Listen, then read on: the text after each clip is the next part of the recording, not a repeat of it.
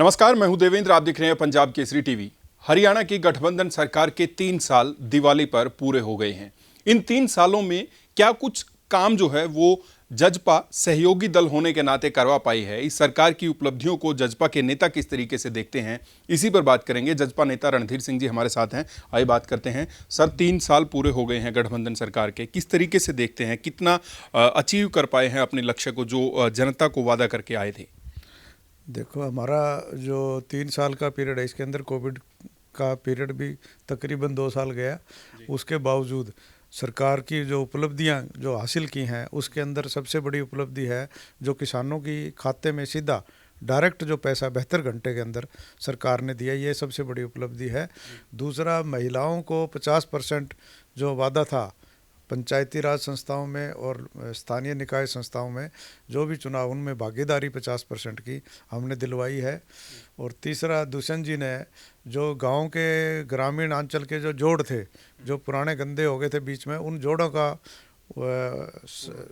पूर्णाधार करने के लिए करोड़ों रुपए का बजट जो है HRDF से और सरकार से करवा रहे हैं। हज़ारों की संख्या में जोड़ जो है नए बनाए जा रहे हैं, जो आने वाले ग्रामीण अंचल के लोगों को फ़ायदा उनका पहुंचेगा।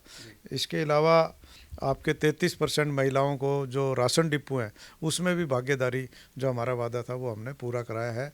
इसके अलावा 75% जो स्थानीय जो युवा हैं, उनको जो प्राइवेट फैक्ट्री या इंडस्ट्रीज़ हैं उसके अंदर रोज़गार देने का जो वादा था, दुष्यंत जी ने अपनी तरफ से पूरा करा दिया। लेकिन कोर्ट में शायद फाइनल डिसीजन अटका हुआ है। जिस दिन वो आ गया, उस दिन वो जैसे बुढ़ापा पेंशन को चाहे देवीलाल के को याद किया जाता है, वैसे दुष्यंत को आने वाले समय में ये 75% जिस दिन लागू हो गया तो आने वाली पीढ़ियाँ तक याद रखेंगे। जी, एक जिस तरीके से एमएसपी की लगातार बात कही गई, 3 कृषि कानूनों के विरोध में इतना लंबा आंदोलन भी चला और एमएसपी की गारंटी की बात भी कर रहे थे, तो उस मामले में कहीं ना कहीं जो गारंटी है वो नहीं दिलवा पाए हैं। और इसको आप किस तरीके से देखते हैं और क्या अभी भी जनता को फायदा है?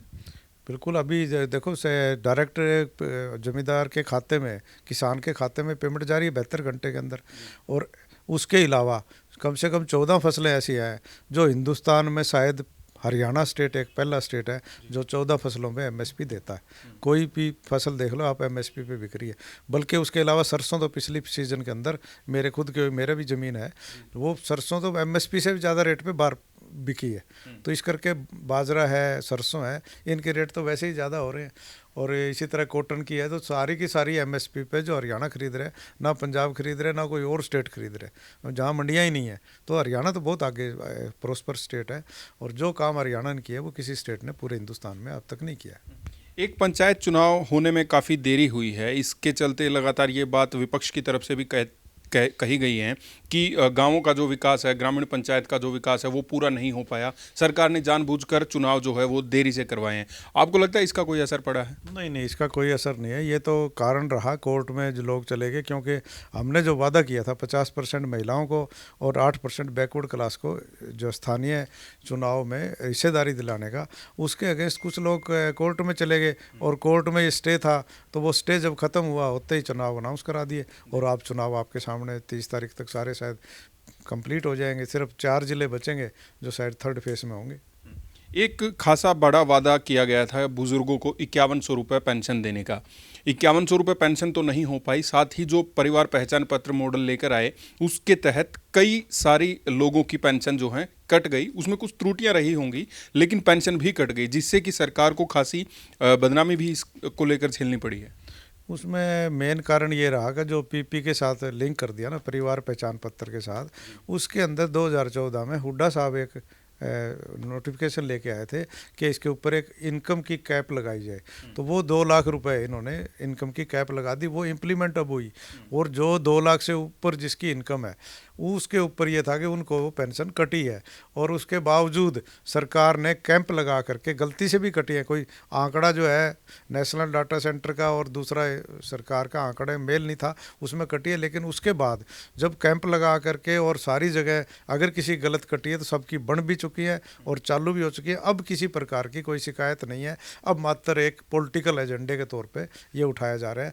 और रही बात 5100 रुपये की, हमारी सरकार 5 साल के लिए बनी है और जिस दिन 5 साल पूरे होंगे 5100 रुपये हम देंगे और 2,500 रुपये अब हम दे रहे हैं, जो सारे हिंदुस्तान के अंदर हरियाणा एक पहला स्टेट है जहाँ 2,500 रुपये पेंशन माहवार बुज़ुर्गों को मिल रही है। तो ये भी हमने 500 रुपये पहले साल में, मतलब 1.5 साल में, 2 साल में हमने बढ़ाए, जो कि हुड्डा साहब की सरकार रही 10 साल, वो इतना नहीं बढ़ाए। उससे पहले जब से पेंशन लागू हुई है 1987 से आज तक 100 रुपये से 2,000 रुपये पहुंची, हमने तो पहले साल में ही 500 रुपये बढ़ा दी। तो ये बहुत बड़ी अचीवमेंट है और 5100 भी करेंगे। एक कॉमन मिनिमम प्रोग्राम के तहत आप लोग सरकार में साझेदार बने थे।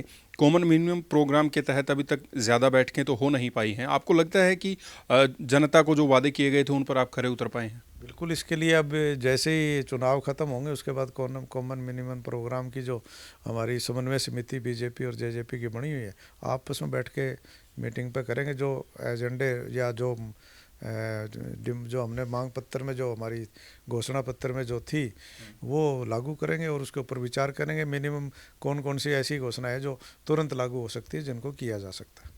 एक मेरा सवाल है, बचे हुए 2 साल हैं गठबंधन सरकार के, किस तरीके से देखते हैं, क्या प्लानिंग है? और निवेश लाने की बात भी हरियाणा में कही गई थी, क्या हम उसमें जो है सफल हो पाए हैं? बिल्कुल निवेश आया है। निवेश क्यों नहीं आया? गुड़गांव में, फरीदाबाद में आपकी एमजोन, वो दूसरी बैटरी की जो यूनिट्स आ रही हैं, आपके खरखोदा में मारुति का प्लांट नया लग रहा है, हज़ारों करोड़ रुपए जो है ना। और ये आपके फ्लिपकार्ट है और दूसरी जो कंपनी है, ये सारी आ रही है वहाँ, और सबके नए प्रोजेक्ट लग रहे हैं और सभी का इन्वेस्टमेंट आ रही है। हज़ारों लोगों को नौकरियाँ मिलेंगी उसकी वजह से। एक समय समय पर ये चर्चाएं चल पड़ती हैं हरियाणा में, चुनावी चर्चाएं चलती रहती हैं कि ये गठबंधन तो बहुत जल्दी टूट जाएगा और सरकार अलग अलग होने वाली है, या फिर जजपा को निकाल दिया जाएगा। आप किस तरीके से देखते हैं इन बातों को, और आगे 2 साल जो बचे हैं वो गठबंधन के सही सलामत पूरे होंगे? बिल्कुल सही सलामत पूरे होंगे, क्योंकि जिस दिन गठबंधन हुआ उस दिन भी बीजेपी अगर इंडिपेंडेंट के साथ चाहती तो सरकार बना सकती थी। ये 7 इंडिपेंडेंट आज भी सपोर्ट में और पहले दिन से सपोर्ट में, तो सरकार तो बिना भी जेजेपी के बन सकती थी। जेजेपी की सपोर्ट किस लिए ली? सेंट्रल गवर्नमेंट के नेताओं ने अपनी लंबी सोच को ध्यान में रखते हुए जेजेपी की सपोर्ट इसलिए की, स्थायी सरकार लंबे टाइम तक चले और उनको सहयोगी की जरूरत थी, ताकि इंडिपेंडेंट्स के भरोसे हम अपनी सरकार ना चलाएं। जैसे हुड्डा साहब ने तो जब कुलदीप बिश्नोई के 6 आदमियों को लेकर सरकार चलाई थी, 46 आदमी, तो यहाँ तो 47 थे, सरकार तो चल सकती थी। ये तो एक सिर्फ एक प्रचार से टूट गई। अभी 3 साल में तो टूटी नहीं, ना आगे टूटेगी। 2 साल और डंके की टोट पे चलेगी, उसके बाद का फैसला बाद में करेंगे। तो अब की बार जब 2019 के चुनाव हुए, आपको 10 सीटें जनता ने दी थी, मानते हैं आगे सीटें और बढ़ जाएंगी? बिल्कुल बढ़ेंगी। अब हमारी 2-3 सीटें तो ऐसी थी, तो 5,000 से कम मार्जिन से आ रहे हैं, जिसमें खरखोदा फतेहाबाद जो बिलो 3,000 वो तो 1,600 वोट से आ रहा है, और खरखोदा फतेहाबाद वाली 3,000 वोटों से आ रही। तो इस टाइप की जो सीटें हमारी जो 5,000 से कम मार्जिन की हैं, वो सारी आएंगी हमारे को। हमारी सीटें तो 100% बढ़ेंगी।